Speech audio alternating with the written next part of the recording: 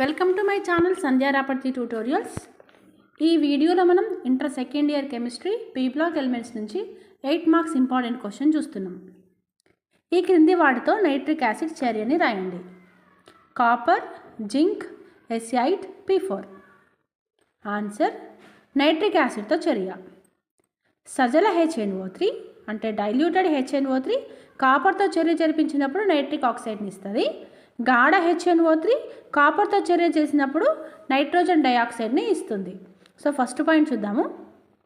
సజల HNO3 కాపర్తో చర్య జరిపించినప్పుడు nitric ఆక్సైడ్ని ఇస్తుంది. అంటే 3 moles of copper plus 8 moles of HNO3 gives rise 3 CuNO3 taken twice plus 2NO plus 4H2O. 2NO అనేది ఇక్కడ main product. గాఢ HNO3తో copper చర్య జరిపించినప్పుడు NO2ను ఇస్తుంది.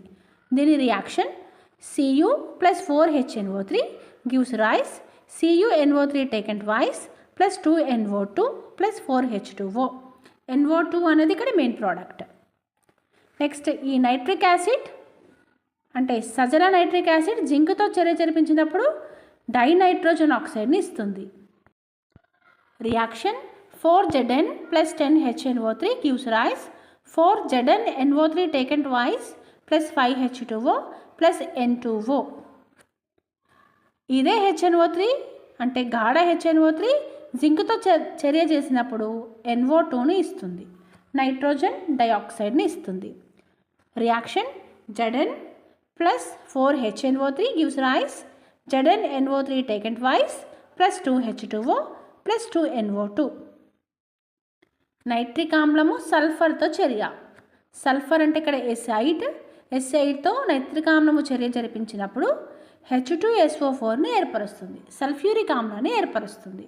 So ఎస్ఐట్ plus 48HNO3 gives rise 8 moles of H2SO4 plus 48 moles of NO2 plus 16H2O. అంటే ఇక్కడ మనకి ఈక్వేషన్ని balancing చేయడం కూడా మోస్ట్ ఇంపార్టెంట్. అండ్ HNO3 పాస్పరస్తో చర్య చేసినప్పుడు పాస్ఫారిక్ యాసిడ్ని ఇస్తుంది. పాస్ఫరస్ అంటే ఇక్కడ P4 plus 20HNO3 gives rise 4 moles of H3PO4 plus 20 moles of NO2 plus H2O అనేది ఫామ్ అవుతుంది. సో నా వీడియోస్ అన్నీ కూడా తెలంగాణ అండ్ ఏపీ ఇంటర్మీడియట్ స్టూడెంట్స్కి పాస్ అవ్వడానికి క్వశ్చన్ అండ్ ఆన్సర్స్ రెండు పెడుతున్నాను.